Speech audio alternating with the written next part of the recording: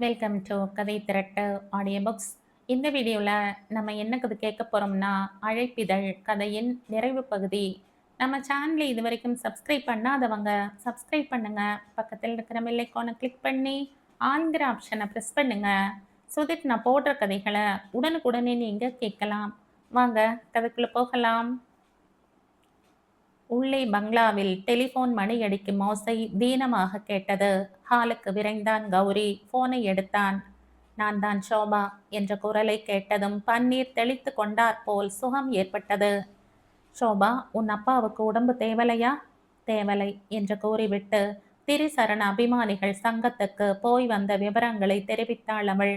கௌரி, அந்த பெட்டியை என்னிடமிருந்து திரும்ப வாங்கி கொண்டு விட வேண்டும் என்பதில் கீர்த்தி சிங்கா ரொம்ப குறியாயிருக்கிறார். ஏன் என்று தெரியவில்லை. ஏன் என்று கௌரிக்கு புரிந்தது. அன்று ஷோபா வீட்டுக்கு போவதை ஒரு சைக்கிள் ஆசாமி கவனித்தானே, அவன் கீர்த்தி சிங்காவின் ஆள்தான்.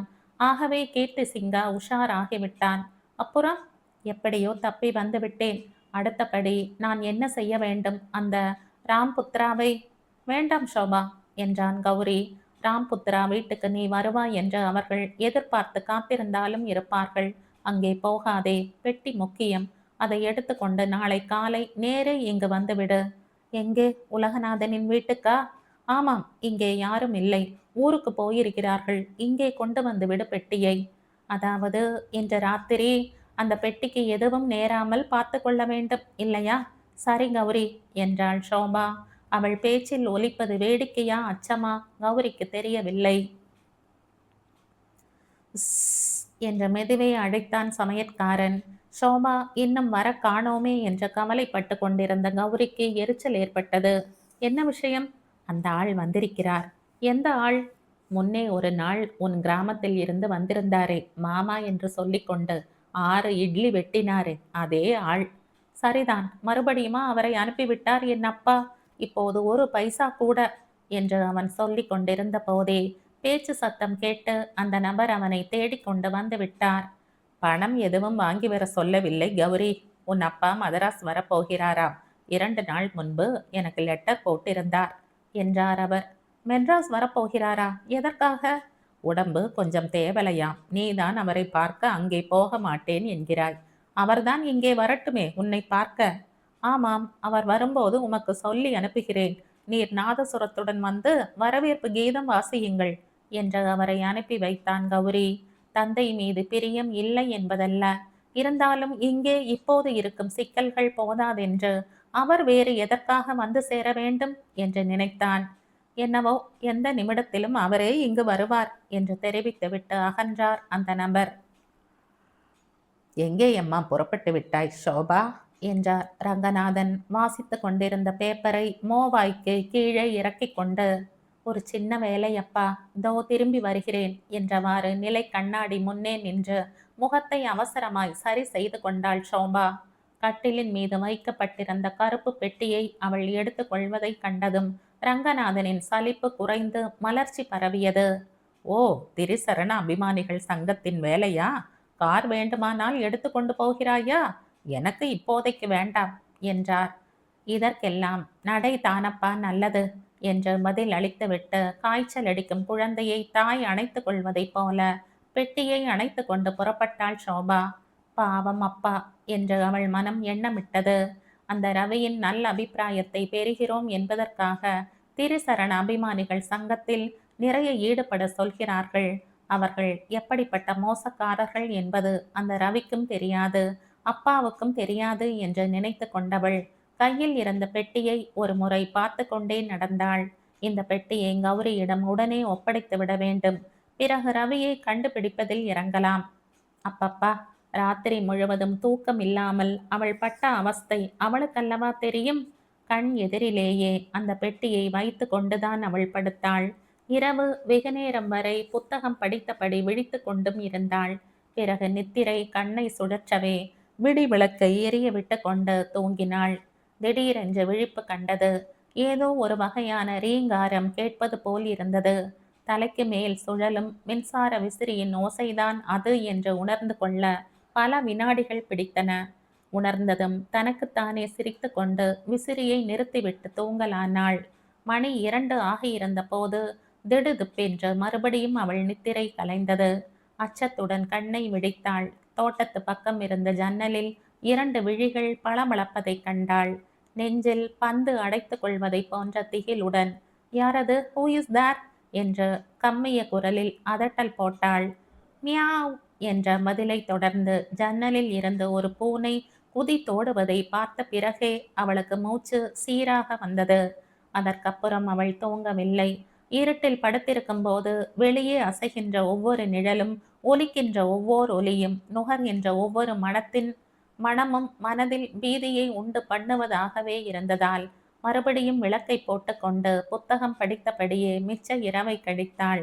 பின்னரும் கூட குளிக்கும் போதும், ட்ரெஸ் செய்து கொள்ளும் போதும், காலை சிற்றுண்டி அருந்தும் போதும் தன் பார்வையிலேயே வைத்திருந்தாள் அந்த பெட்டியை. தெருவில் லேசாக தூறல் போட்டு கொண்டிருந்தது. இந்த பெட்டிக்குள் அப்படி என்னதான் இருக்கும் என்று ஆச்சரியப்பட்ட வண்ணமே நடந்தாள் ஷோபா.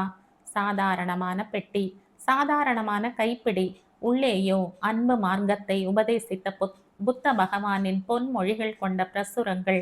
என்ன அபாயம் ஒளிந்திருக்க முடியும் இவற்றின் நடுவே? கௌரி 2 நிமிடங்களில் கண்டுபிடித்து சொல்லி விடுவார் என்று தனக்குத்தானே சொல்லிக் கொண்டவள் உற்சாகத்துடன் பஸ் ஸ்டாப்பை நோக்கி நடந்தாள். இங்கே யாரும் இல்லை, நீ வரலாம் என்று கௌரி சொன்னது நினைவு வந்தது. முதல் தடவையாக கௌரியை தனியே சந்திக்கப் போகிறோம் என்ற எண்ணம் அவள் இதயத்தில் ஒரு கிளுகிளுப்பை ஏற்படுத்தியது. அவன் என்ன பேசினால் தான் என்ன பதில் சொல்ல வேண்டும் என்பதை மனதுக்குள்ளேயே ஒத்திகை பார்த்தபடி நடந்தவள் ஒரு பெரிய படகு காரை தாண்டி சென்றாள். கண் இமைக்கும் நேரத்தில் அவளுக்குள் ஏதோ பொறி தட்டியது. நின்றாள், திரும்பி பார்த்தாள். அன்று ஆனந்த தேராவுடனும் நந்தினியுடனும் சென்றபோது கண்ட அதே கார், அதே டிரைவர். புத்தம் புதிய கட்டிடத்தின் வாசலில் நின்ற அந்த சொகுசு காரை கண் கொட்டாமல் கவனித்தாள். TNX 4356 நெட்டுருவாகி இருந்த எண். காரின் பின் சீட்டில் அமர்ந்திருந்தவன் இளைஞன். சற்று கருப்பு நிறமாக இருந்தான். வெள்ளை யூனிஃபாரம் அணிந்திருந்த டிரைவர் முன் சீட்டில் இருந்து இறங்கி பணிவாயும் மிடுக்காயும் பின் கதவை திறந்து விட்டதும் அந்த இளைஞன் டக் டக் என்று நடந்து வீட்டினுள் சென்றான். ரவி, இவன்தான் ரவி. ஷோபாவுக்கு சந்தேகமே ஏற்படவில்லை. காரின் நம்பரை கொண்டு டிராபிக் கமிஷனரின் அலுவலகத்தில் விசாரித்தறிய வேண்டும் என்று எண்ணி இருந்தாள். அதற்கு அவசியமில்லை. இதயம் படபடவென்று அடித்து கொண்டது. தெருவை பார்த்த மாதிரியே சற்று தள்ளினார் போல இருந்த ஷெட்டுக்கு காரை கொண்டு போய்விட்டான் டிரைவர். அந்த ரவியை இப்போதே பார்த்து பேசிவிட்டால் என்ன? பெட்டியுடன் நேரே என்னிடம் வந்துவிடு, எங்கேயும் போக வேண்டாம் என்று கௌரி சொன்ன வார்த்தைகள் ஒரு கணம் அவள் நினைவுக்கு வந்தன. ஆனால் நடுவே சில நிமிடங்கள் தாமதிப்பதால் எதுவும் கெட்டுவிடாது. அவளுடைய வாழ்க்கையையும் அவள் அப்பாவின் வாழ்க்கையையும் பாதிக்கிற அந்தரங்கமான சொந்த விஷயம் இது. கௌரிக்கே தெரியாமல் மறைத்து வைத்திருக்கிற ரகசியம். அவன் அறியாமலே இதை முடித்து விடுவது நல்லதுதானே என்று சமாதானம் சொல்லிக்கொண்டு அந்த வீட்டினுள் நுழைந்தாள். முன்னறையில் அவளை தடுக்க யாரும் இல்லை. அடுத்தாற்போல் இருந்த ஹாலினுள் எட்டி பார்த்தவள் அவன் ஒரு குட்டை மேஜையின் மீது காலை ஊன்றி காலணியின் நூலை அவிழ்ப்பதில் ஈடுபட்டிருப்பதைக் கண்டாள். தொண்டையை சிறுமிக் கொண்டு வணக்கம் என்று குரல் கொடுத்தாள். அவன் திரும்பி நோக்கினான். முகத்தில் திகைப்பு பரவியது. நீங்கள் என்றான். குரல் கணீர் என்றிருந்தது. நல்லவனாகத்தான் தெரிகிறான். நாம் இவ்வளவு நடுங்க தேவையில்லை. உங்களுக்கு என்னை தெரியாது மிஸ்டர் ரவி என்றாள் புன்னகையை வரவழைத்து கொண்டு. ஆனால் எனக்கு உங்களை தெரியும். என் பெயர் ஷோபா. ரங்கசாமி அன்கோ ரங்கநாதனின் மகள். ஷோபா? எஸ் எஸ், ஞாபகம் வருகிறது என்று சற்றும் எதிர்பாராத வண்ணம் அவள் கைகளை பிடித்து குலுக்கினான் அவன். உட்காருங்கள் மிஸ் ஷோபா. என்ன சாப்பிடுகிறீர்கள்? நல்ல வெயில் வேளை இல்லையா? தேங்க்ஸ், எதுவும் வேண்டாம் என்று சொல்லிவிட்டு சோஃபாவில் அமர்ந்தாள் ஷோபா. ரவியை சந்திக்க வேண்டும் என்று மட்டுமே இத்தனை நாட்களும் எண்ணி வந்தாளே ஒழிய சந்திக்கும் போது என்ன பேச வேண்டும், என்ன கேட்க வேண்டும் என்ற துளி கூட அவள் சிந்தித்து வைத்திருக்கவில்லை. இப்போது திடீரென அவனை கண்டதும் ஒரு வினாடிக்குள் நூற்றுக்கணக்கான குழப்பங்கள் அவள் உள்ளத்தில் கூத்தாடின. நல்ல வேளையாக அப்போது டெலிஃபோன் மணி அடித்தது. அவன் எக்ஸ்கியூஸ் மீ, ஒரு நிமிடம் என்று அவளிடம் கூறிவிட்டு எழுந்து அந்தண்டை சென்றான். அவன் திரும்பி வந்த சில நிமிடங்களுக்குள் அவனிடம் பேச வேண்டிய விஷயத்தை தீர்மானித்து கொண்டு விட்டாள். எஸ் என்ற உற்சாகமாக கேட்ட வண்ணம் அவள் அருகே இருந்த சோஃபாவில் அமர்ந்து கொண்டு பரந்த புன்னகை ஒன்றை வீசினான் அவன். நீங்கள் ரொம்ப பிஸியான மனிதர் என்று எனக்கு தெரியும் மிஸ்டர் ரவி என்று பேச்சை தொடங்கினாள் ஷோபா. சுருக்கமாகவே சொல்லிவிடுகிறேன். உங்களை பார்த்தால் நல்லவராயும் பழி தீர்க்கிற நோக்கங்கள் இல்லாதவராயும் தெரிகிறது. எந்த காலத்திலோ என் அப்பா செய்த தவறுகளுக்காக இன்றைக்கும் கூட அவரையும் அவரது மகளையும் துன்பப்படுத்துவது நியாயம் இல்லை. என்றான் அவன் முறுவலுடன். எனக்கு கல்யாணம் என்று போலி அழைப்பிதழ் அனுப்பி எங்கள் குடும்பத்தின் மானத்தை எவ்வளவு வாங்க வேண்டுமோ அவ்வளவு வாங்கிவிட்டீர்கள். அந்த ஒரு தண்டனை போதும்.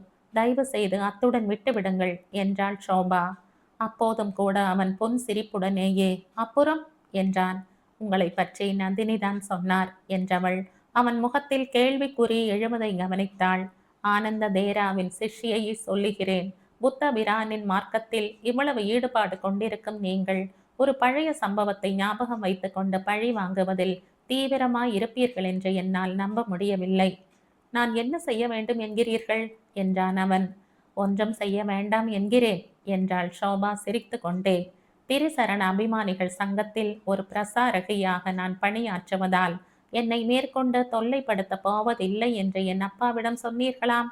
ரொம்ப நன்றி. ஆனால் நான் இந்த பிரச்சாரத்தில் ஈடுபட்டாலும் ஈடுபடாவிட்டாலும் எங்களை மறந்து மன்னித்து விட்டுவிட வேண்டும் என்று உங்களை ரொம்பவும் கேட்டுக்கொள்கிறேன்.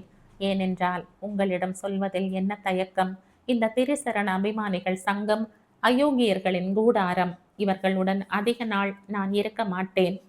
அப்படியா என்ற ஆச்சரியம் தெரிவித்தான் அவன். அவர்கள் நல்ல நல்ல பிரசுரங்கள் விநியோகிப்பதாக கேள்விப்பட்டேனே. இந்த பெட்டியில் கூட அந்த மாதிரி புத்தகங்கள் தானே வைத்திருக்கிறார்கள்? ஆமாம், ஆனால் எல்லாம் முதல் நம்பர் ஏமாற்று என்றவாறு பெட்டியை திறந்து காட்டினாள் ஷோபா. அவன் பெட்டியோடு அவைகளை வாங்கி கொண்டு ஒவ்வொரு புத்தகமாய் பார்க்கலானான். தி சைக்காலஜி ஆஃப் நிர்வாணா நான் படித்திருக்கிறேன். இந்தியன் புத்திசம் நல்ல புத்தகம். இது என்ன புதுசா ஏஜ் ஆஃப் வினயா மிச்ரா எழுதியதா? இவர் எவ்வளவு நல்லவராக இருக்கிறார் என்றெண்ணியபடி தற்செயலாய் குனிந்து பார்த்த ஷோபா வாழ்க்கையில் என்றும் அறிந்திராத அதிர்ச்சியை அடைந்தாள். டீப்பாயின் மீது கண்ணாடி விரிப்பின் கீழே இருந்த அந்த விசிட்டிங் கார்டு ராம் புத்ரா என்ற பெயரை காட்டியது. ஷோபாவுக்கு ரத்தம் உறைந்த மாதிரி அச்சம் ஏற்பட்டது. இவ்வளவு நேரம் ரவி என்று நினைத்து கொண்டு உரையாடியது உண்மையில் ராம் புத்ராவா? எப்படி இந்த தவறு? தன் திகிலை சாமர்த்தியமாக மறைத்து கொள்ளவே அவள் எண்ணினாள். ஆனால் அதற்குள் அவன் அந்த விசிட்டிங் கார்டை நோக்கிவிட்டு தன்னையும் நோக்குவதை உணர்ந்து விட்டாள். அன்பிளசன்ட் சர்ப்ரைஸ் இல்லையா ஷோபா என்று விகாரமாய் சிரித்தான் அவன். ஆனால் எனக்கு அப்படி இல்லை. இப்போதுதான் கீர்த்தி சிங்கா போன் செய்தார். நீ வந்தாயானால் பெட்டியோடு பிடித்து வைத்துக் கொள்ள சொல்லி. ஷோபா சட்டென எழுந்து கொள்ள முயன்றாள். ஆனால் பெரும் இரும்பு குண்டுகளை கட்டிய மாதிரி கால்கள் கனத்தன. நீங்கள் நீங்கள் என்று திணறினாள். நான் ராம் புத்ரா தான், ரவி இல்லை. அவருடைய புது காரை நேற்றுத்தான் விலைக்கு வாங்கினேன். பழகிய டிரைவர் இருப்பது நல்லதென்று அவருடைய டிரைவரையும் நானே அமர்த்தி கொண்டேன். புத்த பகவானின் கருணையே கருணை இல்லையா மிஸ் ஷோபா? அவன் பெட்டியை மூடிவிட்டு எழுந்தான். எந்த பெட்டியை எதிராளியிடம் தரக்கூடாதோ அதை கொடுத்து விட்டோம். யாரிடம் போக வேண்டாம் என்று கௌரி எச்சரித்திருந்தானோ அவனிடமே வந்து மாட்டிக்கொண்டோம். என்ன முட்டாள்தனம் என்று எண்ணினாள் ஷோபா. ஒரு வினாடி முன் நல்ல இளைஞனாக தோன்றிய ராம் புத்ரா இப்போது மலை போன்று வடிவெடுத்த அரக்கனாக அவள் எதிரில் நின்றான். எந்த நிமிடத்திலும் அப்பா வரக்கூடும் என்று கேள்விப்பட்டது முதல் கௌரிக்கு இருப்பு கொள்ளவில்லை. ஷோபா உடனே தனியாக இருக்கக்கூடிய சந்தர்ப்பம் கெட்டுவிடுமே என்பதற்காக அவன் ஏங்கவில்லை. அவள் கொண்டு வரும் பெட்டியை ஆராயவும் தொடர்ந்து என்ன செய்ய வேண்டும் என்று ஷோபாவுடன் விவாதித்து முடிவு கட்டவும் முடியாமல் போகுமே என்றுதான் சலித்து கொண்டான். வாசல் பக்கம் தலையை காட்டக்கூட அவனுக்கு பிடிக்கவில்லை. ஆகவேதான் வாசலில் சார் என்று யாரோ கூப்பிடுவது கேட்டபோது உடனே அவன் போய் பார்க்கவில்லை. போஸ்ட் சார் என்ற 2ஆம் முறை குரல் கேட்கவே வெளியே சென்ற தபாலை வாங்கி கொண்டான். சீரஞ்சீவி கௌரிக்கு என்ற உலகநாதனின் கையெழுத்தை கண்டதும் தன்னை மறந்த பரபரப்புடன் உரையை பிரித்தான். அண்ணே, நான் என் சகலை வீட்டுக்கு போகிறேன். நாளை காலைதான் வருவேன் என்று சமையல்காரன் சொல்லிக்கொண்டு புறப்படுவது கூட அவனுக்கு கேட்கவில்லை. ரயிலில் ஏறும்போதே அந்த ரவியை சந்தித்து விட்டேன் என்ற முதல் வரிகளை படித்தான். அவனுக்கு கண்கள் இருண்டு கொண்டு வந்தன. ரவியை சந்தித்தாரா? பம்பாய் போகும் ரயிலிலா? என்ற என்ன விபரீதம் நிகழ்ந்திருக்குமோ இதற்குள்? நடுங்கும் கரங்களுடன் கௌரி தொடர்ந்து படித்தான் உலகநாதனின் அந்த நீண்ட கடிதத்தை. எங்களை ஏற்றி வழி அனுப்பிவிட்டு நீ போய்விட்டாய். அதே விமானத்தில் என்னுடன் பிரயாணம் செய்ய போகிறவர் யார் என்று நீ பார்க்கவில்லை. நான் கவனித்து விட்டேன். ரிசர்வேஷன் பட்டியலில் ரவி என்ற பெயரை கண்டதும் எனக்கு நரம்பெல்லாம் புடைக்கிற மாதிரி இருந்தது. உலகத்தில் 1000 ரவி என்று சமாதானப்படுத்தி கொண்டேன். ஆனால் புறப்படுவதற்கு சில நிமிடங்கள் முன்பு அந்த ரவி என்பவன் அவசரமாக ஏறிக்கொண்டு என் பக்கத்து சீட்டில் உட்கார்ந்ததும் என் எதிரியான ரவிதான் என்று எனக்கு பலமாக தோன்றிவிட்டது. அவன் வாலிப பிராயமாக இருந்தான். வழி அனுப்ப வந்த செக்ரட்டரியிடம் லவுஞ்சில் பேசியதிலிருந்து அவன் மதராஸிலும் பம்பாயிலும் மாறி மாறி வசிக்கிறவன் என்றும் புரிந்தது. அந்த செக்ரட்டரி ஒரு கேள்வி கேட்டான். அந்த பௌர்ணமி அச்சகத்துக்கு என்ன சொல்லட்டும்? யாரோ வந்து விசாரித்ததாக சொல்கிறான். ரொம்ப பயப்படுகிறான் என்றான். காதை தீட்டி கொண்டு கேட்டேன். இந்த ரவி உடனே அதெல்லாம் நான் பார்த்து கொள்கிறேன், கவலைப்பட வேண்டாம் என்று சொல் என்றான். கௌரி, எனக்கு அந்த சமயத்தில் எப்படி இருந்தது தெரியுமா? நாம் பம்பாயில் தேடி பிடிக்க நினைத்திருந்த ஆள் தோ என் அருகிலேயே இருக்கிறான். நெடுநாள் பழகியவன் போல புன்னகை செய்கிறான். எப்படித்தான் என்னை நானே அடக்கி கொண்டு பதிலுக்கு புன்னகை செய்தேனோ நினைத்தால் ஆச்சரியமாயிருக்கிறது. உன் அண்ணி வெகு நாள் கழித்து விமான பிரயாணம் செய்கிறாள். அதுவும் என்னுடன் கூட. குழந்தை மாதிரி ஏதேதோ கேட்டுக்கொண்டே வந்தாள். ஒப்புக்கு பதில் சொல்லிக் கொண்டிருந்தேன். நள்ளிரவு 1 மணி இருக்கும். அவன் எழுந்து பாத்ரூம் பக்கம் சென்றான். 2-3 நிமிடமாகியும் திரும்பி வர காணோம். அதை பற்றி கொஞ்சம் ஆச்சரியம் ஏற்பட்டதோடு அவனை பாத்ரூமிலேயே மடக்கிவிட்டால் என்ன என்ற ஐடியாவும் தோன்றியது. ஓசைப்படாமல் எழுந்து போய் பார்த்தேன். தூக்கி வாரி போட்டது அந்த காட்சி. பாத்ரூமுக்கு வெளியே நடை வழியில் உட்கார்ந்திருந்தான் அந்த ரவி. ஆனால் அடியோ காயமோ இல்லை. உணர்வோடு முழு நினைவோடு கண்களை திறந்து கொண்டு ஒரு தினசாய் கோணினார் போல தடுப்பு பலகையில் சாய்ந்து கொண்டு தரையில் கிடந்தான் அவன்.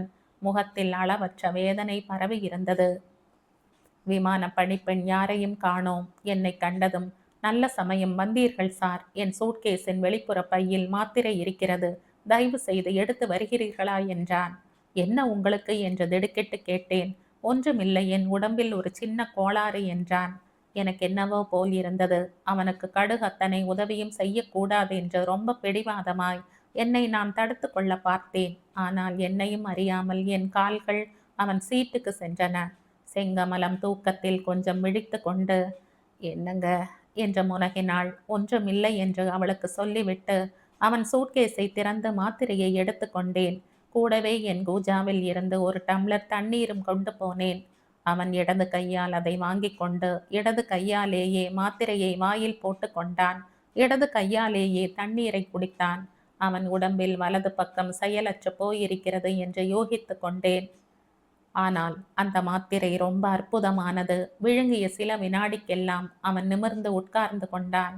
என் கையை பிடித்து எழுந்து கொண்டு தன் சீட்டுக்கு திரும்பினான். பிளாஸ்கில் இருந்து கொஞ்சம் சூடாக பானம் எதையோ எடுத்து குடித்ததும் அவன் முகத்தில் களை ஏற்பட்டது. நீங்கள் மட்டும் தற்செயலாக வந்து பார்த்திருக்காவிட்டால் மணிக்கணக்கில் நான் அப்படியே கிடந்திருப்பேன் என்றான். சின்ன வயது முதலே இந்த கோளாறு இருக்கிறதா என்று விசாரித்தேன். எனக்கு அவனுடன் பேசவே பிடிக்கவில்லை. பேச பேச அவனிடம் ஏற்பட்டுள்ள கோபம் குறைவதை உணர்ந்ததால் ரொம்ப வெறுப்பாகவும் இருந்தது. இப்போதுதான் திடீரென்று 1 மாதமாய் இந்த கோளாறு ஏற்பட்டிருக்கிறது. திடீரென்று வலது பக்கம் பூரா மரக்கட்டை மாதிரி ஆகிவிடுகிறது. இந்த மாத்திரை சாப்பிட்டால் தான் குணமாகிறது. ஆனந்ததேரா என்று கேள்விப்பட்டிருக்கிறீர்களா? பெரிய புத்த பிட்சு என்றான். தெரியும் என்றேன். அவர்தான் எனக்கு குருநாதர். அவரிடம் சொன்னேன், ஏதாவது விளையாட்டாய் தப்பு பண்ணியிருப்பாய். அதை நினைத்து வருத்தப்படு. புத்த பகவானிடம் மன்னிப்பு கேள். சரியாகிவிடும் என்றார். கொஞ்ச நாளாய் அதுதான் செய்து வருகிறேன் என்றான் அவன். அவனை துருவுவதற்காக, உங்களை பார்த்தால் தப்பு செய்கிறவர் மாதிரி தோன்றவில்லை என்றேன் வேண்டுமென்றே. இல்லை இல்லை, உங்களுக்கு தெரியாது. பழி வாங்கும் எண்ணம் என்னிடம் ரொம்ப உண்டு. ரங்கசாமி அன்கோ ரங்கநாதனை தெரியுமா என்றான். என் திகைப்பு இன்னும் பெரிதாயிற்று. ஆமாம் என்றேன். அவர் என்னை முன்பொரு முறை ஏமாற்றி விட்டார். அதற்காக அவருடைய பெண்ணுக்கு கல்யாணம் என்று போலி அழைப்பிதழ் அச்சிட்டு எல்லோருக்கும் அனுப்பி அவர் குடும்பத்தின் மானத்தை வாங்கினேன். அது தப்பான காரியம்தானே? நான் கொஞ்சம் கூட எதிர்பாராமல் அதன் விளைவாக யாரோ ஒரு இளைஞன் தற்கொலை செய்து கொண்டான் என்று கூட காதில் விழுந்தது. அந்த பாவம் எல்லாம் தான் என்னை இப்படி வாட்டுகிறது. இனிமேல் அந்த வழிக்கு போவதில்லை என்று அவன் சொன்னான். இதெல்லாம் பசப்பு வார்த்தை. இதிலே மயங்கி இவனை விட்டு விடுவதா என்று எனக்குள் நான் விவாதித்து கொண்டிருந்த சமயம் அவன் இன்னொரு குண்டை தூக்கி போட்டான். எனக்கு அண்ணன் கிடையாது. நீங்கள் என் அண்ணா மாதிரி எங்கிருந்தோ வந்து என்னை காப்பாற்றி விட்டீர்கள் என்றான். கௌரி, என்னை பைத்தியம் என்று நீ நினைத்தாலும் சரி. அந்த வினாடியில் அவன் முகத்தை ஏறிட்டு பார்த்தபோது என் அருமை தம்பி ராகவின் முகத்தை அப்படியே கண்டேனடா கௌரி. அண்ணா, என்னைத்தான் ஏற்கனவே ஒரு முறை கொலை செய்து விட்டீர்களே, இன்னொரு தடவை நீங்கள் வேறு கொல்லப் போகிறீர்களா என்று ராகவ் கேட்கிற மாதிரியே இருந்தது. அடுப்பில் ஒரு கை தண்ணீரை வீசி அடித்த மாதிரி என் ஆத்திரம் பொசுக்கென்று அணைந்து போய்விட்டது. ஆகக்கூடி நீ பயந்தபடி எதுவும் நடக்கவில்லை. பம்பாயில் சௌகியமாக உன் அண்ணியின் உறவினர் வீட்டில் தங்கி இருக்கிறேன். கடிதத்தில் இருந்த விஷயத்தின் திகைப்பில் இருந்து கௌரி விடுபடும் முன் காலடி ஓசை கேட்டது. அவன் அப்பாதான். என்னப்பா, ஒரு கடுதாசி போட்டுவிட்டு வரக்கூடாதா என்றான் சலிப்புடன். நான் ஒரு அனாதைடப்பா, குழந்தை. கண்ணை துடைத்து கொண்டார் அவர். இவ்வளவு சொல்கிறாயே, என் வைத்திய செலவுக்காவது மாசா மாசம் பணம் அனுப்பக்கூடாதா? அப்பா, இப்படி என்னுடன் வாருங்கள் என்று அவரை கார் ஷெட்டுக்கு அழைத்து போனான் கௌரி. கதவுகளை திறந்து விட்டான். அதோ பார்த்தீர்களா அப்பா என்று துணிகள் போட்டிருந்த நைலான் கயிற்றை காட்டினான். என்னடா குழந்தை அதிலே? ஒரு பேண்ட், ஒரு சட்டை, ஒரு வேட்டி, துண்டு, 2 பனியன், இவ்வளவுதான் அப்பா என் ஆஸ்தி. அப்புறம் இதை பாருங்கள். சுவர் அலமாரியின் கதவை திறந்து ஒரு ட்ரங்க் பெட்டியை காட்டினான். கண்ணாடி, சீப்பு, ஒரு டைரி, பிளேடு, ரேஷர் முதலியவையும் 2 கை குட்டைகளும் இருந்தன. மேல் மூடியில் இருந்த அறையில் ஒரு பழைய பர்ஸ் இருந்தது. அதை பிரித்தான். அட, உங்கள் அதிர்ஷ்டம், ஒரு 10 ரூபாய் நோட்டு இருக்கிறது, எடுத்துக்கொள்ளுங்கள். அவர் அதை வாங்கி கண்ணில் ஒற்றிக்கொண்டு பனியன் உட்புறம் இருந்த பைக்குள் பத்திரப்படுத்தி கொண்டார். சரிடாப்பா குழந்தை, என்னால் உனக்கேன் கஷ்டம். நான் புறப்படுகிறேன். கொஞ்சம் பொறுமையா இருங்கள் அப்பா, நல்ல காலம் வரும். உங்களை இங்கேயே அழைத்து வைத்துக் கொள்கிறேன் என்ற வாசல் வரை வந்து வழி அனுப்பினான் கௌரி. என்னவோப்பா, அந்த கிருஷ்ணசாமி உன்னை என்கிட்டே கொடுக்காமல் வேற யார்கிட்டையாவது ஒப்படைத்திருந்தால் நீ நன்றாய் இருந்திருப்பாயோ என்னவோ. கிருஷ்ணசாமியா? யாரையப்பா சொல்கிறீர்கள்? உன் சொந்த தகப்பனாரை தாண்டா குழந்தை சொல்கிறேன். போயும் போயும் உன்னை என்னிடமா ஒப்படைக்க வேண்டும்? கௌரிக்கு புதிதா இருந்தது அவர் கூறிய தகவல். என்ன என்னப்பா நீங்கள் சொல்வது? நீங்கள் என் ஆமாம்டா குழந்தை, நீ என் தத்து பிள்ளைதான். நானும் உன் அப்பா கிருஷ்ணசாமியும் கோயமுத்தூரிலே ஒப்பனக்காரன் தெருவிலே ஒரே வீட்டிலே ஒன்று குடித்தனம் இருந்தோம். உன் அம்மா உன்னை பெற்ற 10ஆம் நாள் போனாள். கிருஷ்ணசாமி 1 வருஷத்திலே போய்விட்டான். என்கிட்டே உன்னை கொடுத்து இப்பத்தான் போலே இருக்கிறது. நீதான் இந்த அனாதை குழந்தையை வளர்க்கணும் என்று சொல்லி. எதற்கு அதெல்லாம் பழைய கதை. நான் யார்கிட்டேயும் சொல்வதில்லை. வரட்டுமாடா குழந்தை. கௌரிக்கு உடம்பெங்கும் ஒரு பதைப்பு ஏற்பட்டது. நம்ப முடியாத அந்த புதிய செய்தியை கேட்டதும் மின்னல் அடித்தாற் போல இன்னொரு விஷயம் ஞாபகம் வந்தது. இருங்களப்பா, நான் வேறொருவர் பிள்ளை என்றால், அதாவது நான் உங்களுடைய கோத்திரத்தை சேர்ந்தவன் இல்லை, அப்படித்தானே? சுவீகாரத்துக்கு பிறகு என் கோத்திரம்தானே நீ. அதில்லையப்பா, அதற்கு முன்பு. அதுவா, வந்து இரு. அவர் யோசித்தார். ஆமாம் ஆமாம், கிருஷ்ணசாமி சொல்லி இருக்கிறான். நீ கோதம கோத்திரம். நன்றாய் நினைவிருக்கிறது. என்னவோ, இனிமேலாவது உனக்கும் எனக்கும் நல்ல காலம் பிறந்தால் சரி. அவர் பேசிக்கொண்டே போய்விட்டார். ஆனால் காலில் ஆணி அடித்த மாதிரி கௌரி சிலையென நின்றாள்.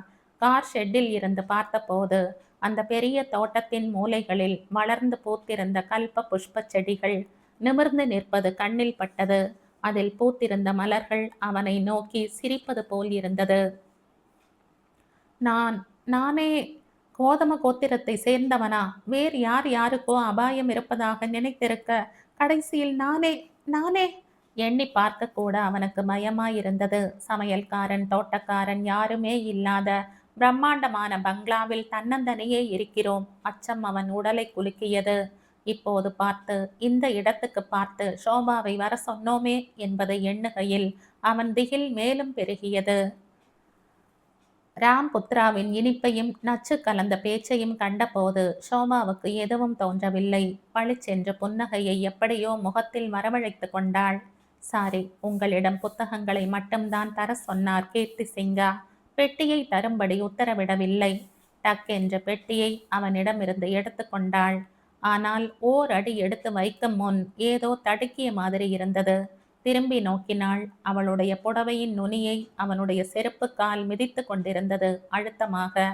பெட்டி என்ற கை நீட்டினான் அவன். தலை சுழல, நாக்கு உலர, இதயம் படபடக்க ஷோபா அவனை நிமிர்ந்து பார்த்த அதே வினாடி ஷோபா என்ற ஓர் அழைப்பு வாசற்புறமிருந்து வந்தது. ஹாலின் கதவருகே நந்தினி நின்றிருந்தாள். என்னம்மா ஷோபா, உன் அப்பா உன்னை தேடிக்கொண்டு ஊர் பூரா அலைந்து கொண்டிருக்கிறார். நீ இங்கே வந்ததை பார்த்தால் உடனே அழைத்து வந்தேன். வாசலில் போலீஸ் ஜீப்பில் காத்திருக்கிறார் பார் என்றாள் அவள். கண் இமைக்கும் நேரம்தான். அப்பாவா, எங்கே இருக்கிறார் என்றபடி வாசல் பக்கமாய் பாய்ந்து விட்டாள் ஷோபா. நந்தினி அவளை அணைத்தாற்போல் பரபரவென்று அழைத்து கொண்டு நடந்தாள் தெருவுக்கு. ஒரு வினாடி ஏமாந்து விட்ட ராம்புத்ரா ஷோபா என்ற ஆத்திரத்துடன் கூவிய போது அந்த பெண்கள் இருவரும் தெருவை அடைந்து விட்டார்கள். வெளி உலகத்தையும் வெளிச்சத்தையும் கண்ட பிறகுதான் ஷோபாவுக்கு மூச்சு சீராக வந்தது. எங்கே என் அப்பா என்றாள், நாலு புறமும் நோட்டமிட்டு விட்டு. நட வேகமாக என்று அவளை கிட்டத்தட்ட இழுத்தாற் போலவே அழைத்து போனாள் நந்தினி.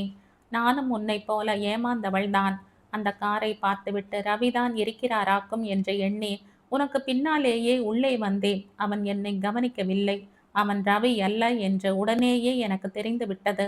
ஆனால் நீ அவனை ரவி என்று நினைத்து கொண்டு பேசிய போது அவன் மறுக்காமல் இருந்ததால் எனக்கு சந்தேகம் ஏற்பட்டது.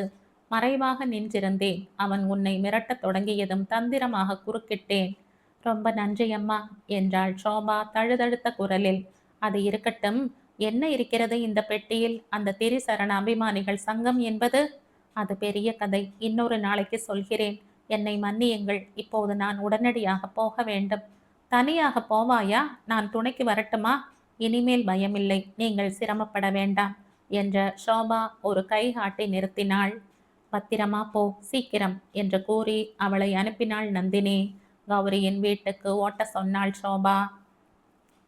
நந்தினியின் முன்னிலையில் தைரியமாக பேசி அனுப்பிவிட்டாளே ஒழிய டாக்ஸி ஓடத் தொடங்கியதும் ஷோபாவுக்கு பயம் உதித்தது. திரிசரண அபிமானிகள் சங்கம் என்பது 1000 கால் கொண்ட ராட்சச பூச்சி ஆதலால் எந்த கால் எங்கிருந்து நீண்டு தன்னை பிடிக்குமோ என்று அஞ்சினாள். ஏன் இந்த ஆட்டோ டிரைவரே கூட அவர்கள் ஆளாக இருந்து தற்செயலாக வந்தது போல் வந்திருக்கலாம் அல்லவா?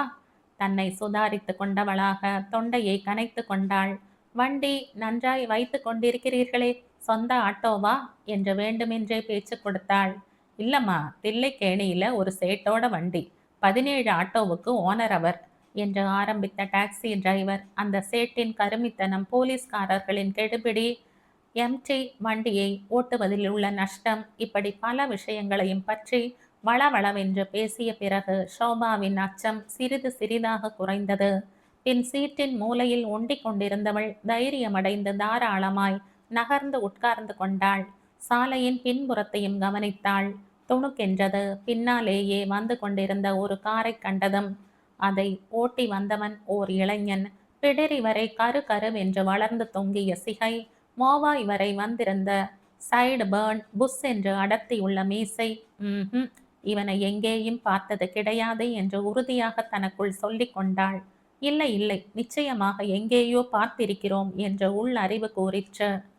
பழையபடி சீட்டின் மூலைக்கே திரும்பி மறைந்து கொண்டாள். மீண்டும் ஆவலை கட்டுப்படுத்த முடியாமல் வெகு ஜாக்கிரதையாக திரும்பி பார்த்தபோது அந்த கார் பின்தொடர்ந்து வந்து கொண்டுதான் இருந்தது. டாக்ஸிக்கும் தனக்கும் இடையே அளந்து வைத்து கொண்டார் போல் ஒரே சீரான இடைவெளி கொடுத்தவாறு அது வந்து கொண்டிருந்த நிதானம் அவளுக்கு பீதி உண்டாக்கியது. அபாயம் என்பது ஒரு காராக வடிவெடுத்து அடி அடியாக அவளை நோக்கி வருவது போல அவள் உணர்ந்தாள். கௌரியின் வீடு இருக்கும் தெருவில் திரும்பிய பிறகு அவளுக்கு சிறிது படபடப்பு குறைகிற மாதிரி இருந்தது. பின்னால் எந்த காரும் தொடர காணோம். நாம ஆகத்தான் எல்லாவற்றையும் கற்பனை செய்து கொண்டோமோ என்று கூட எண்ணினாள். அந்த பிரீவ் கேஸை பத்திரமாக அணைத்து கொண்டு பர்ஸை திறந்தபோது உள் இருந்து வேகமாக கௌரி வந்தான். ஷோபா, இங்கே நிற்க வேண்டாம், உள்ளே போ, நான் ஆட்டோவை அனுப்புகிறேன் என்றான். தான் வந்திருக்கும் அபாயமான நிலைமை அவனுக்கு எப்படி தெரிந்தது என்று ஆச்சரியப்பட்ட வண்ணம் ஷோபா கார் ஷெட்டின் அருகே நின்றிருந்த போது ஆட்டோவுக்கு பணம் கொடுத்து அனுப்பிவிட்டு கௌரி திரும்பி வந்தான். அவன் முகத்திலும் கலவரம் படர்ந்திருந்தது. உன்னை இங்கே வர வேண்டாம் என்று சொல்வதற்காக கடந்த அரை மணி நேரமாய் உன் வீட்டுக்கு போன் பண்ணிக்கொண்டே இருக்கிறேன். மணி அடிக்கிறது, ஆனால் யாரும் எடுக்கவில்லை. சரி சரி, வீட்டுக்குள் வந்துவிடு என்று அவள் கைகளை பற்றினான். அந்த ஸ்பரிசத்தில் இழந்த சக்தி அனைத்தும் திரும்பி வருவது போல் தோன்றியது. ஜில் என்ற ஒரு டம்ளர் தண்ணீர் கொடுங்கள் கௌரி, ஃப்ரிட்ஜ் இருக்கிறதா என்றாள். கொள்ளையாய் இருக்கிறது, இப்படி வா என்று செங்கமலத்தின் அறைக்கு அவளை அழைத்து சென்றான் கௌரி. அங்கிருந்த ஃப்ரிட்ஜில் இருந்த ஐஸ் வாட்டர் ஒரு கிளாஸ் எடுத்துக்கொண்டு திரும்பிய போது அவள் மின்சார விசிறியை திருகிவிட்டு தரையிலேயே உட்கார்ந்து விட்டாள் அலுப்புடன். சில நாட்களாக அனுபவித்து வந்த படபடப்பு கௌரியை கண்ட மாத்திரத்தில் பறந்து விட்டதென்றாலும் உள்ளத்தின் குழப்பம் தீர்ந்த பாடில்லை. அத்துடன் கௌரியும் ஏன் பதற்றமாக இருக்க வேண்டும் என்று அவளுக்கு புரியவில்லை. இந்தா குடி என்று அவளை அணைத்து தாங்கிக் கொண்டு கிளாஸை அவள் உதடுகளில் வைத்தான் கௌரி. ஷோபா உறிஞ்சி பருகினாள். பெட்டியை எடுத்துக்கொண்டு நேராய் இங்குதானே வருகிறாய்? ஏன் என்னவோ பயந்த மாதிரி இருக்கிறாய்? மன்னிப்பு கேட்கும் பாவனையில் அவன் கண்களை ஏறிட்டு நோக்கினாள் அவள். ராம்புத்ரா வீட்டில் இருந்து வருகிறேன் கௌரி. உன்னை அங்கே போக வேண்டாம் என்று சொன்னேனே ஷோபா. அவன் குரல் கோபத்துடன் ஒலித்தது. என்னை மன்னியுங்கள் கௌரி, ஒரு விஷயத்தை உங்களிடமிருந்து மறைத்து வந்தேன், அதற்கு தண்டனை கிடைத்தது என்று தலை குனிந்து கொண்டே ரவியின் கதையை கூறி முடித்தாள். காரை பார்த்து ரவியாக இருக்குமோ என்ற எண்ணத்தில் ராம்புத்ரா இல்லத்தினுள் நுழைய நேரிட்டதையும் சொல்லி முடித்தாள். கௌரி, என் அப்பாவை பற்றி, அவரால் என்னை பற்றி மட்டமாக நினைத்து விடுவீர்கள் என்றுதான் இதையெல்லாம் மறைத்தேன். என் மேல் கோபமா? என்னை மன்னியுங்கள் சுவாமி என்ற அபிநயம் மட்டும் பிடிக்காதே என்று சிரித்தான் கௌரி. அவள் குடும்பத்தின் மாஜி எதிரி இந்நேரம் பம்பாயில் உலகநாதனின் சிநேகிதனாக இருக்கிறான் என்ற விஷயத்தை சொல்ல நினைத்தான். ஆனால் அதற்கெல்லாம் இது நேரம் இல்லை.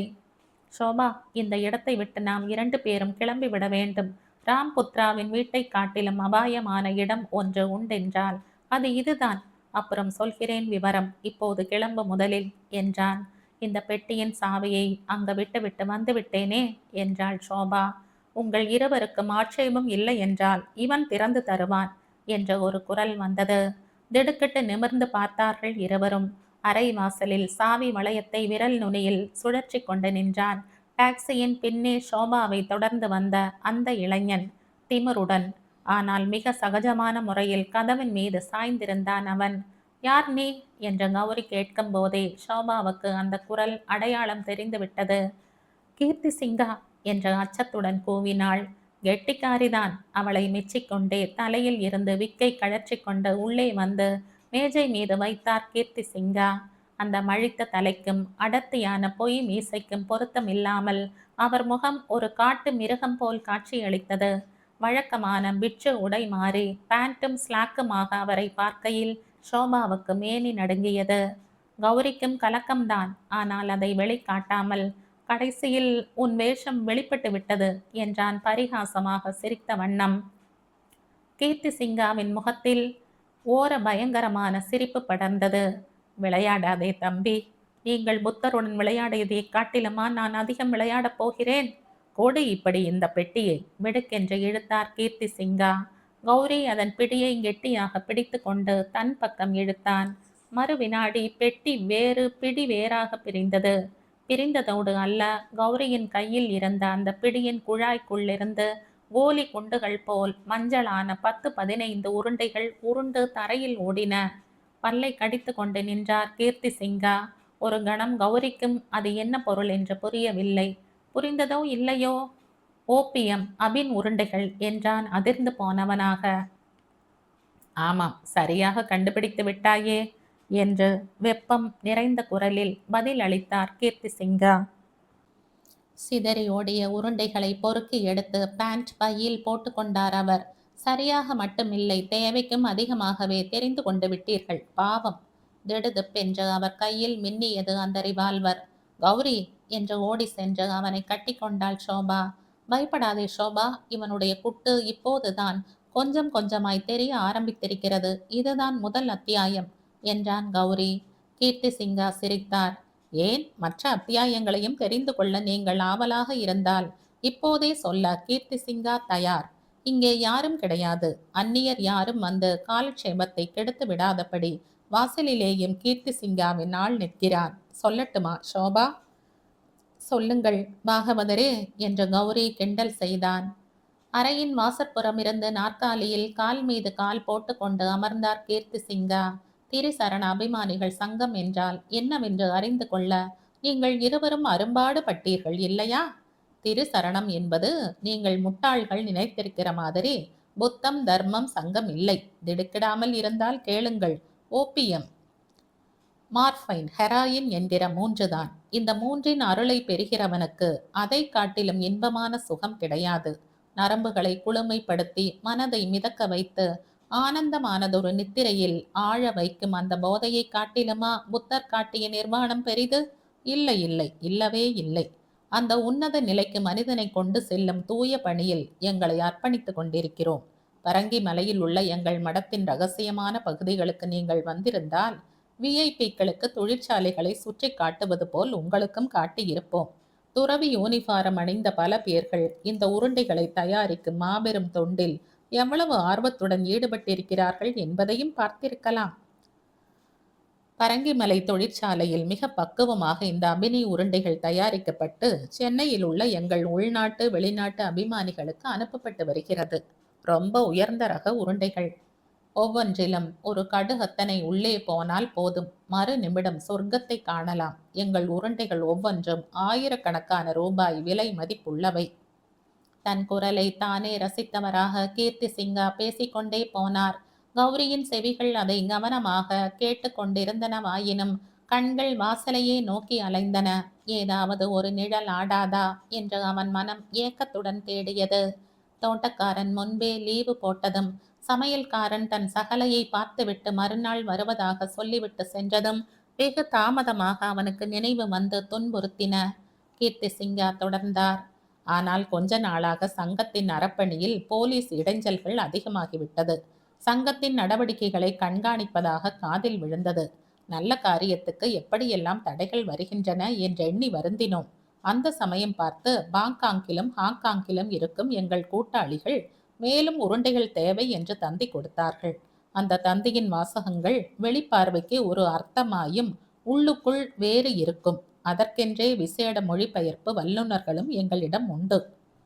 உருண்டைகள் தங்கு தடங்கலின்றி எங்கள் நண்பர்களுக்கு செல்ல வேண்டுமானால் அவைகளை கொண்டு செல்கிறவர் பெரிய இடத்தை சேர்ந்தவராக, அதுவும் ஒரு பெண்ணாக இருந்தால் நல்லதென்று கீர்த்தி சிங்கா நினைத்திருந்த சமயத்தில் ஷோபா வந்து சேர்ந்தாள். போதிசத்வரின் அருளால் விசேடமாக தயாரிக்கப்பட்ட இந்த பெட்டியை கொடுத்து அனுப்பினோம். பெட்டிக்குள்ளேதான் பொக்கிஷம் இருக்கிறதென்று நீங்கள் எண்ணுகிறீர்கள். ஆனால் பெட்டிக்கு வெளியே உள்ள கைப்பிடியில் இருக்கிறது பொக்கிஷம். எங்கள் அபிமானிகளுக்கு அது தெரியும். ஒவ்வொருவரும் எத்தனை உருண்டைகள் ஆர்டர் கொடுத்திருக்கிறீர்களோ அத்தனை எடுத்துக்கொள்ள வேண்டியது என்று ஏற்பாடு. செல்வி ஷோபா பெட்டியை கொண்டு போய் வைப்பாள், புத்தகங்களை தருவாள். அவளுடன் பேச்சு கொடுத்தபடி பெட்டியை எடுத்து சென்று கைப்பிடியை தோழர் கௌரி சற்று முன் செய்தபடி முரட்டுத்தனமாக இழுக்காமல் நாசுக்காக திருகுவார்கள். கழன்று கொள்ளும் உருண்டைகளை எடுத்துக்கொண்டு கைப்பிடியை முன்போல் திருகிவிடலாம். தெருவில் ஒரு பஸ் ஓடும் சத்தம் பெரும் ஓசையாக கேட்டது. அந்த சத்தத்தில் கீர்த்தி சிங்காவின் பேச்சு கூட கேட்கவில்லை. ஷோபா சிறிது நகருவதற்கு முயற்சி செய்தாள். ஆனால் அவள் உடல் கொஞ்சம் அசைந்ததுமே கீர்த்தி சிங்காவின் துப்பாக்கி விரைத்து கொண்டு நின்றது. வேண்டாம் மகளே, முழுதும் கேட்பதற்கு முன்பு சாகாதே, உன் கட்டை வேகாது என்று சிரித்துவிட்டு மேலும் கூறினார்.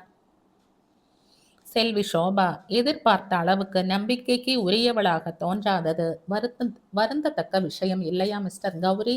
உங்கள் இருவருக்கும் இடையே சண்டை மூட்டி விட்டாயிற்று என்று கீர்த்தி சிங்கா நினைத்தான்.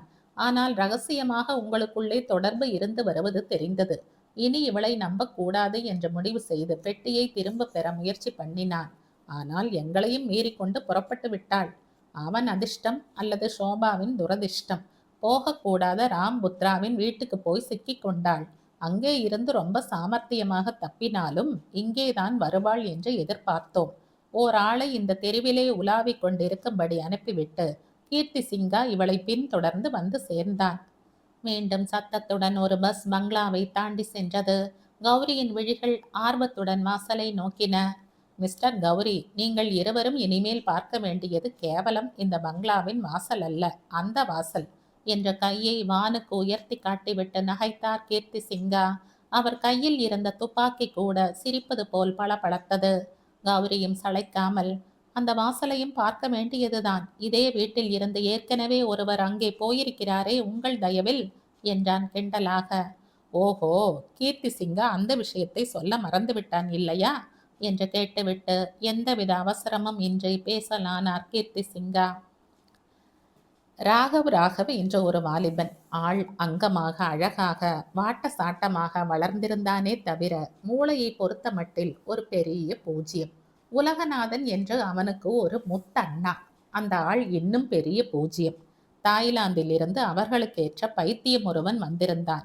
விருந்து சாப்பிட்டு விட்டு தோட்டத்தை சுற்றி கொண்டிருந்தவன் சும்மா செடிகளின் அழகை ரசித்து போக வேண்டியதுதானே. ஒரு செடியை பார்த்தான். பௌத்த மதம் பற்றிய புராண இதிகாசங்களில் அவனுக்கு பைத்தியம் உண்டு போல் இருக்கிறது. ஆஹா, இது கல்ப புஷ்பம் என்று சொல்லி வைத்தான். முட்டாள் ராகவுக்கு அது கப் என்று மூளையில் போய் ஒட்டி கொண்டு விட்டது. அந்த புஷ்பத்திற்கு என்னென்ன மகிமை உண்டென்று அறிய துடியாய் துடித்தான். யாரிடம் மேற்கொண்டு விசாரிப்பது என்று அவன் தேடிய போது எவனோ எங்கள் சங்கத்தை பற்றி சொல்லி இருக்கிறான். புத்த மத பிரச்சாரம், ஆராய்ச்சிகள், கருத்தரங்குகள், வழிபாட்டு கூட்டங்கள் இதெல்லாம் பிரமாதமாக நடத்தி கொண்டிருப்பதால் எங்கள் பெயர்தான் உடனே ஞாபகம் வரும் எவருக்குமே. அந்த தினம் ரொம்ப நன்றாக நினைவிருக்கிறது கீர்த்தி சிங்காவுக்கு. சாயங்காலம் 5 மணி இருக்கும். மடத்தின் ஜன்னல் வழியாக குன்றின் அடிவாரத்தை கவனித்து கொண்டிருந்த போது அந்த ராகவ் தயங்கி தயங்கி மேலேறி வந்தான். அடுத்த நிமிடம் கீர்த்தி சிங்கா தியானத்தில் ஆழ, உபாகர் கையது கொண்டு மெய்யது பொத்தி நிற்க, சிஷ்ய கோடிகள் தம்ம பதத்தை பாராயணம் செய்ய, அடடா, வந்தவன் அப்படியே மயங்கி விட்டான். பயபக்தியோடு கீர்த்தி சிங்காவின் காலில் விழுந்து வணங்கி பாலித்தீன் காகிதத்தில் சுற்றி எடுத்து வந்திருந்த பூவை கொடுத்து தான் கேள்விப்பட்ட கதையையும் சொன்னான். பார்த்த மாத்திரத்திலேயே அது என்ன பூவென்று கீர்த்தி சிங்காவுக்கு தெரிந்து விட்டது. அவனுக்கு மெய் சிலிர்த்தது. காரணம், அந்த பூவை, அந்த செடியை தமிழ்நாட்டிலே, ஏன் இந்தியாவிலேயே வேறெங்கும் வளர்க்க முடிந்தது கிடையாது என்று அவனுக்கு தெரியும். அந்த ஜாதியை சேர்ந்த வேறு செடி இருக்கலாம். ஆனால் இந்த செடி, இந்த பூ யாரெல்லாமோ எங்கெல்லாமோ வளர்க்க பார்த்து தோல்வியே அடைத்திருக்கிறார்கள். ஆனால் உலகநாதனின் இந்த தோட்டத்திலேயே வந்து அது முளைத்ததே, என்ன அதிசயம்! ஆயிரக்கணக்கான மைல்களுக்கு அப்பால் இருந்து வேடந்தாங்களுக்கு பறந்து வருகிற எந்த பறவை அந்த விதையை எச்சமிட்டு விட்டு சென்றதோ தெரியாது. ஒரு பிரயத்தனமும் பண்ணாமல் உலகநாதனின் தோட்டத்திலே அது வளர்ந்திருக்கிறது. அதன் மகிமையை, பெருமையை, அருமையை அறியாத மடையர்கள் அதை கல்ப புஷ்பம் என்றும் மைத்ரேயரின் அவதாரத்துக்கு அறிகுறி என்றும் புலம்பிக் கொண்டு திரிகிறார்கள். ஷோபா குறுக்கிட்டு, பின்ன என்ன பூதான் அது என்று கேட்டாள், ஆவலை அடக்க முடியாதவளாக. ஆனால் கௌரியின் கண்களோ சர்க்கரை ஜாடிக்குள் புக முயல்கிற இரும்பை போல தப்பி செல்வதற்கான மார்க்கத்தை தேடி சுழன்று கொண்டிருந்தன. கீர்த்தி சிங்கா தற்பெருமையில் திளைத்து கொண்டிருக்கிறார். ஏதாவது ஒன்றை தூக்கி அவர் மீது எறியலாம். ச, இங்க வந்து மாட்டிக்கொண்டோமே. கார் ஷெட்டாக இருந்தால் ஸ்பேனர், ஜாக் என்று ஏதாவது கிடைக்கும். கண்ணாடி அலமாரி ஒன்றை ஒட்டினார் போல் அவனும் ஷோபாவும் நின்றிருந்தார்கள். ஷோபா அவனை பாதி மறைத்தாற்போல் இருந்தாளாகையால் கீர்த்தி சிங்காவுக்கு தெரியாமலே கதவை திறக்கலாம், எதையாவது எடுக்கலாம். அலமாரிக்குள் என்ன இருக்கும்? அவன் கண்கள் துழாவின. நடுத்தட்டில் அவன் கண்ட அந்த பொருள். சபாஷ் என்ற வாய் விட்டே கூவியிருப்பான். நல்ல காலம் அடக்கி கொண்டான். அவன் இதயம் ஒரு பேரிகை போல இரைச்சலிட்டது. அந்த இரைச்சல் வெளியே கேட்டு விடுமோ என்று பயந்தவன் போல கீர்த்தி சிங்காவை பார்த்தான். அவர் ஷோபாவின் கேள்விக்கு பெருமையுடன் பதில் சொல்லிக் கொண்டிருந்தார். என்ன பூ என்பதை கீர்த்தி சிங்கா கடைசியாக சொல்வான். பெண்ணே, மிச்சத்தை கேள். அது கல்ப புஷ்பம்தான் என்றும் அது ராகவ் புத்தரின் மறுபிறப்பாக இருக்கக்கூடும் என்றும் சொல்லி அவனுடைய மூடத்தனத்தை ஒரு பக்கம் விசிறிவிட்டு கொண்டிருந்தான் கீர்த்தி சிங்கா. மறுபக்கம் அந்த பூவை வெளிநாட்டுக்கு அனுப்பி தன் யூகம் சரிதானா என்று விசாரித்தான். சரிதான் என்று பதில் கிடைத்தது. ராகவுக்கு தெரியாமல் அந்த செடியின் விதையை எடுத்து வந்து பரங்கி மலையில் விதைத்து பார்த்தான். முளைக்கவில்லை. இந்த வீட்டு தோட்டத்து மண்ணுக்கு ஏதோ தனி சிறப்பு இருக்க வேண்டும் என்று தோன்றியது. அது என்ன என்று பரீட்சிப்பதற்குள் ராகவ் எல்லாவற்றையும் கெடுத்து தொலைத்து விட்டான். ஒரு நாள் பரங்கிமலை மடத்தில் எல்லோரும் அஜாக்கிரதையாய் இருந்த சமயத்தில் அவன் பாட்டுக்கு போகக்கூடாத இடத்துக்கு போய்விட்டான். பல துறவிகள் அபின் உருண்டைகளை தயாரிப்பதை கண்ணால் பார்க்கவும் பார்த்து விட்டான். கீர்த்தி சிங்காவிடம் வந்து பதறினான். என்ன அது என்று. மத பிரச்சாரம் என்றால் 4 விதமாகவும் தான் நடக்கும். நீ அதையெல்லாம் கண்டு கொள்ளாதே. நம் மதத்தை நம்ப வைப்பதற்காக பாமரர்களுக்காக தயாரிக்கப்படும் லேகிய மருந்துகள் என்று ஏதோ சொல்லி பார்த்தான் கீர்த்தி சிங்கா. ராகவுக்கு நம்பிக்கை ஏற்படவில்லை. அப்போது அந்த கிழவர் ஆனந்த தேரா சென்னை வந்திருந்தார்.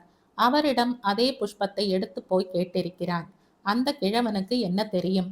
மறுநாள் இந்த தோட்டத்துக்கு வந்து பார்ப்பதாய் சொல்லி இருக்கிறது. அதற்குள் ராகவ் பம்பாய்க்கு புறப்பட்டான். பிசினஸ் என்று சொல்லிக்கொண்டு. அவன் எங்களை சந்தேகிக்க ஆரம்பித்த பிறகு நாங்கள் அவனை சந்தேகிக்காமல் இருக்க முடியுமா?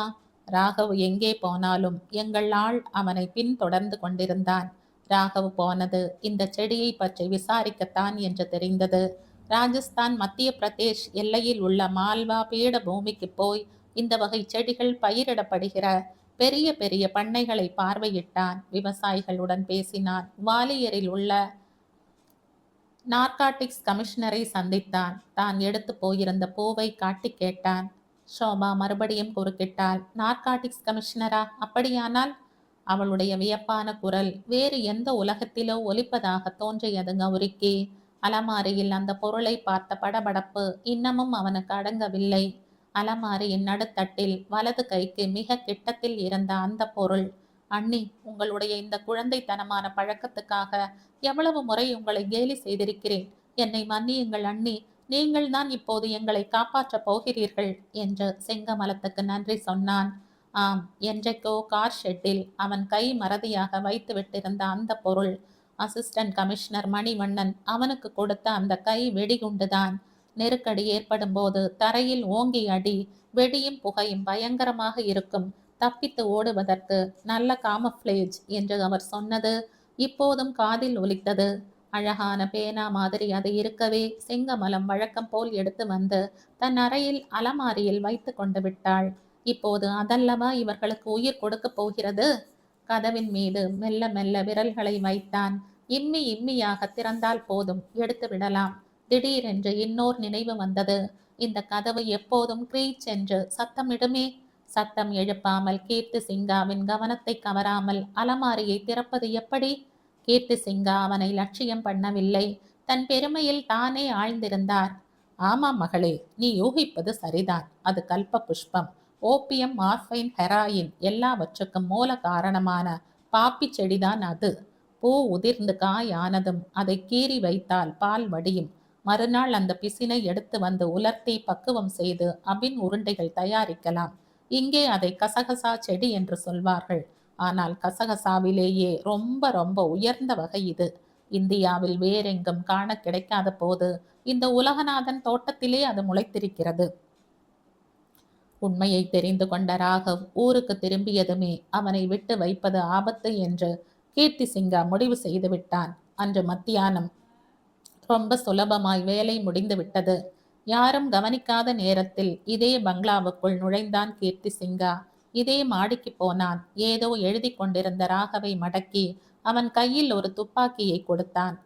அவனை சுட்டு தற்கொலை செய்து கொள்ளும்படி இன்னொரு துப்பாக்கி முனையில் மிரட்டினான். அதற்கு முன் ஒரு தற்கொலை கடிதம் எழுதி வைக்கும்படியும் பண்ணினான்.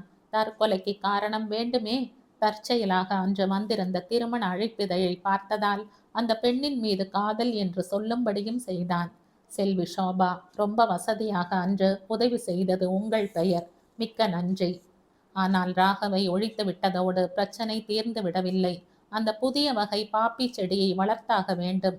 அது இந்த வீட்டு தோட்டத்து மண்ணில் மட்டும்தான் முளைக்குமா என்று பரீட்சிப்பதற்காக, அதே சமயத்தில் உலகநாதனுக்கும் திகில் ஏற்படுத்துவதற்காக ஒவ்வொரு மூலையில் ஒவ்வொன்று ரகசியமாக விதைத்து பார்த்தான் கீர்த்தி சிங்கா.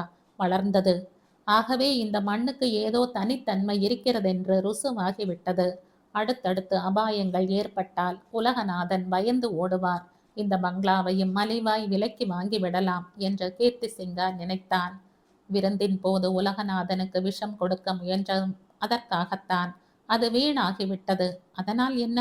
தோ இப்போது நீங்கள் 2 பேரும் இங்கே துர்மரணம் அடையப் போகிறீர்களே, அப்புறம் இந்த வீட்டில் யார் குடியிருப்பார்கள்? கௌரி காத்திருந்தான். ஓசையில்லாமல் கதவை திறப்பதற்கு அவன் வழி கண்டுபிடித்து விட்டான்.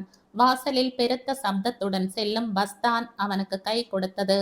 அடுத்த பஸ் வரும்போது அதன் இரைச்சலின் நடுவே இந்த கதவை திறந்து வெடிகுண்டை எடுத்து விடலாம். ஐயோ, அடுத்த பஸ்ஸே, உடனே வாயேன். இவன் தன் கதையை முடித்துவிட்டு காரியத்தில் இறங்கி விடுவான் போல் இருக்கிறதே. சீக்கிரம் வாயேன். தோ தோ இதோ. தெருவிலே கடகடவென்ற சத்தம் கேட்ட அந்த வினாடியிலேயே கதவை திறப்பதும் அலமாரியில் உள்ள வெடிகுண்டை எடுப்பதும் கீர்த்தி சிங்காவின் காலடியில் வீசி எறிவதும் நிகழ்ந்து விட்டன. கண் இமைக்கும் நேரத்துக்குள் கீர்த்தி சிங்கா சுருண்டு விழுந்தது தெரிந்தது. பிறகு ஒரே புகை. ஷோபா வா! அவளை இழுத்து கொண்ட வாசலுக்கு பாய்ந்தான் கௌரி. அங்கே கீர்த்தி சிங்காவின் ஆள். ஷோபாவின் வாக்கியம் பாதியிலேயே நின்றுவிட்டது. காரணம், புயல் என வேகமாய் வந்த ஒரு போலீஸ் ஜீப் தான். தொப் தொப் என்று குதித்த போலீஸ் படை வாசலில் நின்ற கீர்த்தி சிங்காவின் ஆளை மடக்கி கொண்டது. ஜீப்பில் இருந்து குதித்த இன்னொரு உருவம் நந்தினி. அவர்களை நோக்கி அவள் ஓடி வந்து, நீ தைரியமாக புறப்பட்டு போனாயே தவிர எனக்கு மனம் கேட்கவில்லை. இங்கேயும் ஏதாவது அபாயம் காத்திருக்கும் என்று நினைத்து போலீஸ் உதவியை நாடினேன். நான் பயந்தது சரிதான் என்றாள். நந்தினி, என் நண்பனுக்கு நானும் நன்றி கடனை செலுத்திவிட்டேன். நீங்களும் செலுத்தி விட்டீர்கள் என்றான் கௌரி. திலகர் ஹாலில் கூட்டம் நிரம்பி வழிந்தது. ஆனந்த தேரா தமது சொற்பொழிவை ஆரம்பிக்கவிருந்தார். முன் வரிசையில் இருந்த 5வது வரிசையில் உலகநாதனும் செங்கமலமும் ரங்கநாதனும் ஷோபாவும் கௌரியும் அமர்ந்திருந்தார்கள். வரும் வழியில் உலகநாதனுக்கு யாரோ கொடுத்த அழகான சிறிய டைரியை தன் கை பைக்குள் பத்திரப்படுத்தி கொண்ட மகிழ்ச்சியில் திளைத்து கொண்டிருந்தாள் செங்கமலம். என் பெண்ணின் உயிருக்கு ஆபத்து வந்தால் நீயா காப்பாற்றுவாய் என்று ஒரு நாள் கேட்டேன் உங்கள் கௌரியிடம். காப்பாற்றுவேன் என்றான், நிரூபித்தும் காட்டிவிட்டான் என்ற மகிழ்ச்சியுடன் சொல்லிக் கொண்டிருந்தார் ரங்கநாதன். கௌரி, இனிமேல் என் தம்பி மாதிரி, உங்களுக்கு மாப்பிள்ளை மாதிரி அவன் இவன் என்று நீங்கள் சொல்லக்கூடாது என்று விளையாட்டாய் கண்டித்தார் உலகநாதன். கேட்டாயா என்று வினவுகிற மாதிரி ஷோபாவின் கையை அழுத்தினான் கௌரி. உஷ், இது மெரினா அல்ல என்று அதட்டினாள் ஷோபா. ஆனந்த தேராவின் வெண்கல குரல் கம்பீரமாக எழுந்தது. உண்மையான பௌத்தன் ஒருவன் தியானத்தில் அமரும்போது அன்பு, ஆனந்தம், கருணை, சாந்தி ஆகிய 4 பிரம்ம விகாரங்கள் அவனது சுவாசத்தோடு கலக்கின்றன. அன்பினால் அவன் தன்னைத்தானே நிறைத்து கொள்கிறான். மனிதர்கள், விலங்குகள், பூச்சிகள், பறவைகள் ஆகிய சகலத்தையும் குறித்து அன்பான எண்ணங்கள் அவனிடத்தில் உதித்து புறப்பட்டு அலை அலையாக பூமியின் 4 திசைகளுக்கும் செல்கின்றன. கிழக்கு, மேற்கு, தெற்கு, வடக்கு, மேலே, கீழே எங்கெங்கும் அன்பு சூழ்கிறது. அந்த எல்லையற்ற அன்பின் அலைகளில் உலகம் குளிக்க குளிக்க ஆனந்தமயமான சொர்க்கத்தில் அவன் திளைக்கிறான்.